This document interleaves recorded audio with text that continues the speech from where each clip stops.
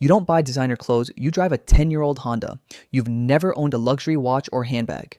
You roll your eyes at people who spend $200 on sneakers or $8 on a coffee. You're the responsible one, the financially smart one. So why, at the end of every month, does your bank account look like someone punched a hole in it? Here's what's actually happening. You're spending $45 on nice but not too nice jeans instead of $15 ones. You're getting the $18 cocktail at the trendy bar instead of the $12 beer. You're ordering from the good sushi place that's $60 for two people instead of the $30 in your stuffed place down the street.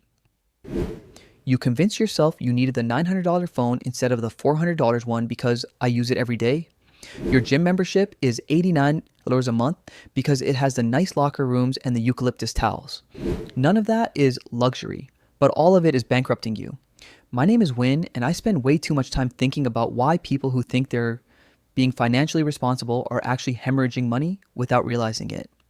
If you're someone who prides yourself on not being materialistic, who judges people who buy luxury goods, but somehow still can't save money despite making a decent income, make sure to hit that subscribe button and give this video a thumbs up if this helps you out. Because what I'm about to show you is going to completely change how you see your spending. Look, here's the thing that nobody wants to admit. We've all been sold this idea that there are two types of people.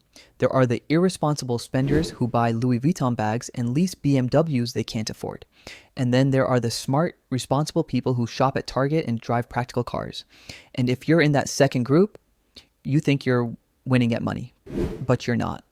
You're just losing differently. Let me explain what I mean.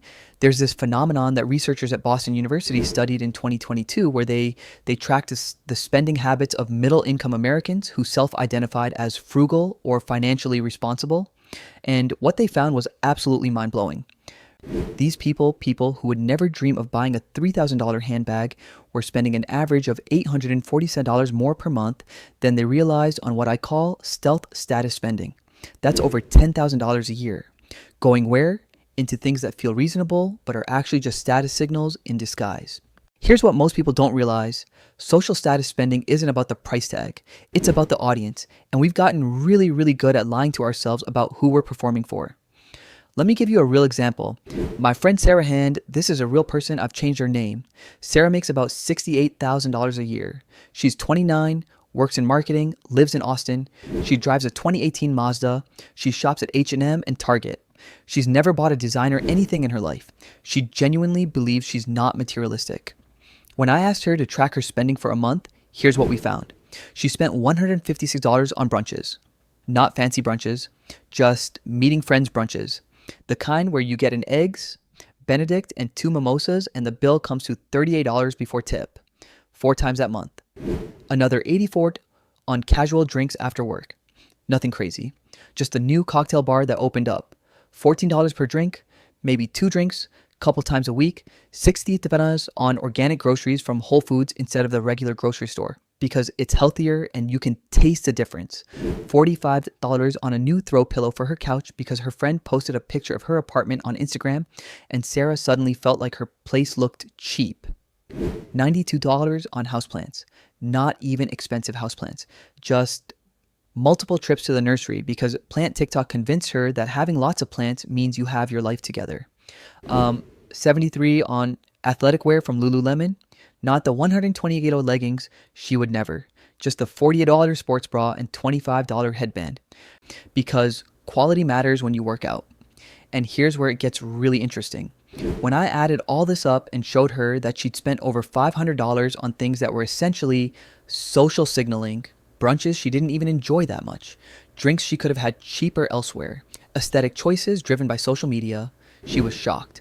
Because in her mind, she didn't spend money on social status. That's what other people did. But here's the trap. We've redefined luxury in our minds to only mean the most extreme examples. A Rolex is luxury. Therefore, your $400 Apple Watch is practical. A Mercedes is luxury. Therefore, your $35,000 SUV with all the upgrades is just being safe and practical. A $2,000 couch is luxury. Therefore, your $800 West Elm couch is investing in quality. This is where it gets really interesting. According to a 2023 study from the Journal of Consumer Psychology, people are actually worse at recognizing status spending when the items are in what the researchers call the justifiable luxury range. That's the range where something is expensive enough to signal status, but not so expensive that you can't rationalize it. A $15,000 Hermes bag, everyone knows that's a status symbol. You can't justify that as practical. But a $200 quality leather bag from Madewell that you can justify all day long. It'll last longer. I need something professional for work. Cheap bags fall apart, and so you buy it. And it does the exact same thing the $35 bag does. But you spent $165 more, and you did it while congratulating yourself for not being one of those people who waste money on luxury goods. Now you might be thinking, okay, Win, but some things are worth paying more for. Quality matters. I'm not going to buy the cheapest version of everything. And look, you're right, sometimes. But here's what most people don't realize. The difference between cheap and mid-range is often huge. The difference between mid-range and premium is usually marginal. And the difference between premium and luxury is basically just signaling. Let me show you the math on this because this is important. Take jeans. A $20 pair of jeans from Forever 21 will fall apart in 6 months. Terrible quality, uncomfortable, not worth it. A $60 pair from a decent brand will last you 3 to 4 years easily. That's a smart purchase. You're paying 3x more but getting 8x more life. The cost per wear is actually way better. But then there's the $180 designer jeans. Are they 3x better than the $60 jeans? No. They'll last maybe 4 or 5 years instead of 3-4. They look about 10% better. They feel about 5% better.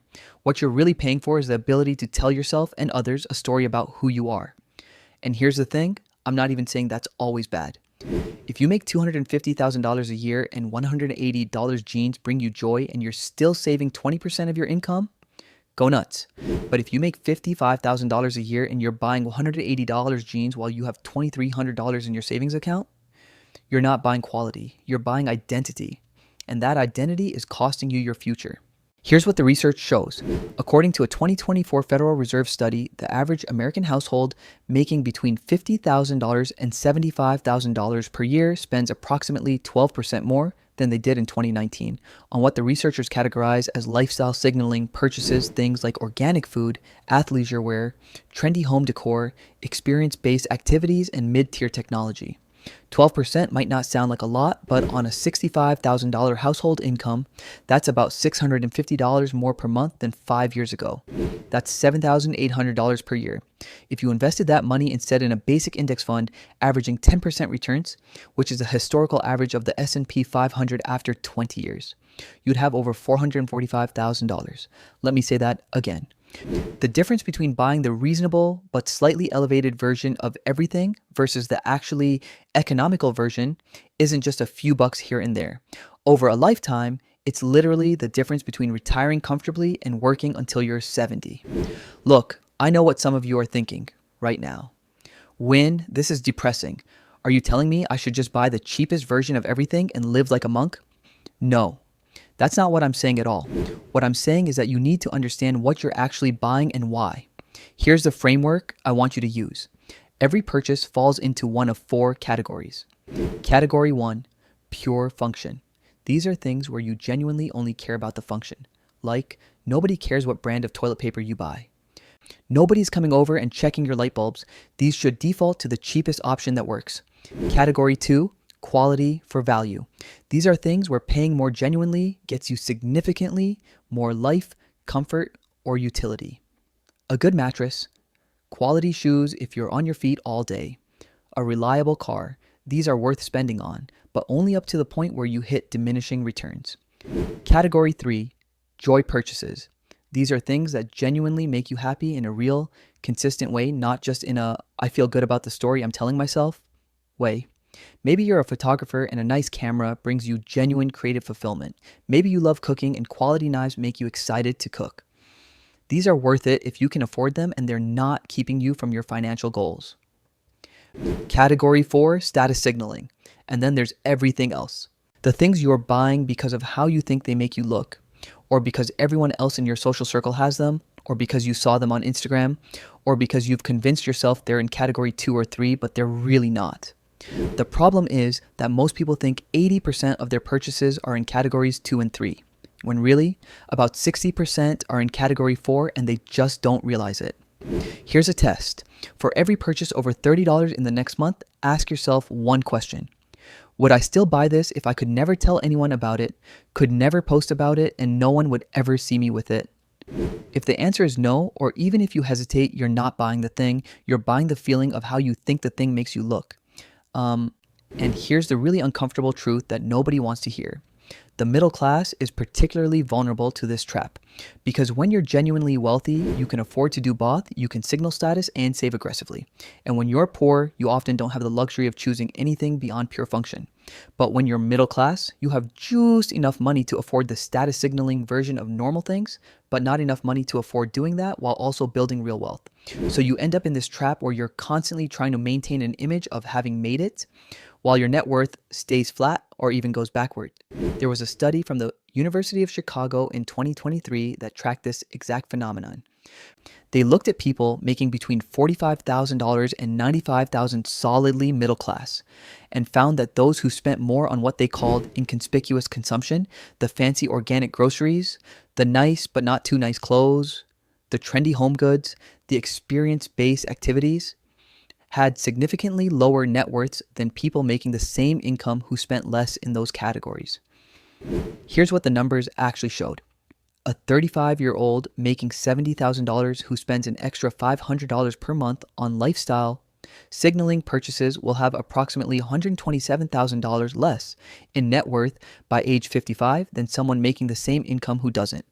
That's not including any investment return that's just from the spending itself. When you factor in the opportunity cost of not investing that money, the gap is closer to $380,000. That's the difference between retiring at 60 and working until 68. That's the difference between financial stress and financial peace. That's the difference between being able to help your kids with college and not being able to. And all because you bought the $18 cocktail instead of the $12 beer. Every time. For 20 years. Now, here's what makes this so insidious. Social media has weaponized this instinct. We're not just comparing ourselves to our immediate social circle anymore. We're comparing ourselves to everyone's highlight reel all the time. Your friend posts a picture from brunch, suddenly you feel like you should go to brunch. Someone in your Instagram feed has a beautifully decorated apartment. Now, your apartment feels inadequate. Somebody on TikTok is showing off their everyday essentials, and half of them are things you never even thought you needed.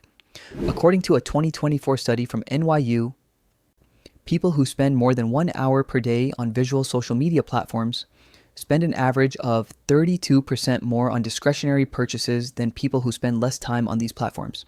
And get this, they report being less satisfied with their purchases, so you're spending more and enjoying it less. That's the trap.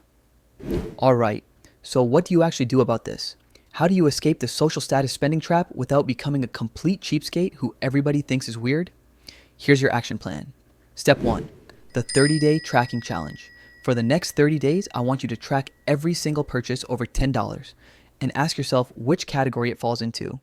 Be brutally honest, that $52 at the trendy restaurant, unless you genuinely couldn't taste the difference between that and the $28 option, that's category 4. The $35 you spent on a candle that makes your space feel elevated, category 4. The $89 gym membership when there's a $29 one with all the same equipment, category 4. Step 2, calculate your status tax. Add up everything you spent in category 4.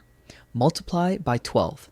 That's your annual status tax. Now go to a compound interest calculator and see what that money would become if you invested it for 20 years at 10% returns. I guarantee that number will make you feel something. Step 3, pick your battles. You don't have to cut out all status spending. That's not realistic and it's not even desirable. But pick 2 or 3 areas where you're going to consciously downgrade. Maybe you're going to switch from the fancy gym to the cheap one. Maybe you're going to commit to cooking at home instead of going out for every social occasion. Maybe you're going to buy the $15 jeans and not care what anyone thinks. Whatever it is, make it intentional. Step 4, redirect the money immediately. Here's the key. You have to redirect that money into something concrete or you'll just spend it somewhere else. Set up an automatic transfer for the amount you're saving straight into an investment account. Make it disappear before you can spend it. This is crucial. Step 5, find a new signal. Here's the uncomfortable truth. You're going to want to signal something. We're social animals. We want to communicate our worth to others, but instead of signaling through consumption, signal through achievement. Post about your investment portfolio growing, brag about your savings rate. Yas, show off the compound interest chart that shows you'll be a millionaire in 15 years. Will some people think you're weird? Yeah, but those people are probably broke, so who cares what they think? Look, here's the bottom line. The social status spending trap is invisible because it's designed to be. It's not about buying a Rolex. It's about buying the nice but not too nice version of everything. Every time. Forever. Until you wake up at 45 with $8,000 in your 401k and wonder where all the money went. The good news is that once you see it, you can't unsee it. And once you stop spending money on maintaining an image for people who don't actually care, you'll be shocked at how fast your net worth starts growing. The people who get wealthy aren't the ones who make the most money. They're the ones who care the least about looking wealthy. And that's a choice you can make right now, today, with your next purchase. So here's my challenge to you. For the next 30 days, every time you're about to buy something, ask yourself, am I buying this thing or am I buying how I think this thing makes me look? And be honest with yourself, because the difference between those two questions is the difference between financial mediocrity and financial freedom. If this video helped you see your spending differently, make sure to hit that like button and subscribe for more content on how to actually build wealth in the real world. Drop a comment and let me know what category for expenses you're going to cut out. And remember, being rich and looking rich are two different things. You only have enough money for one. Choose wisely.